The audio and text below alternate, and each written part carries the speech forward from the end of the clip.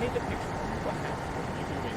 Yeah, my window faces that side of the building right there. And sitting there working, and big explosion went off. I honestly thought something happened in our building. The building shook and it rattled a little bit, but immediately looked to my right, and there's debris coming down, glass coming off the building. And then I look out, there's a big, giant window that had smashed into the middle of the road here. And debris actually flew all the way across, nearly hitting that hotel. It was on that sidewalk over there. Workers scrambling and trying to get out of the building. So I've been watching that there since.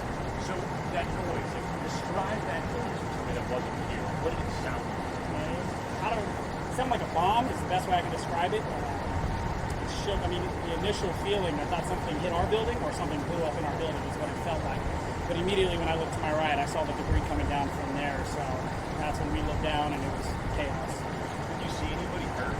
Yeah, well, as people started to come out, a couple of the workers came out and they were yelling, and then the ambulance showed up and they were, covering them up with certain things and taking them away.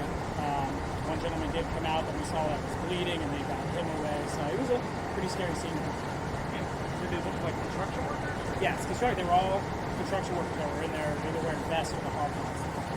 Kind of gives you some comfort, hoping that their PPE may have helped them, but I mean, obviously in that situation. Absolutely. They were coming out of this side of the building, this side of the building. So I mean, you could tell they were just trying to get out of it.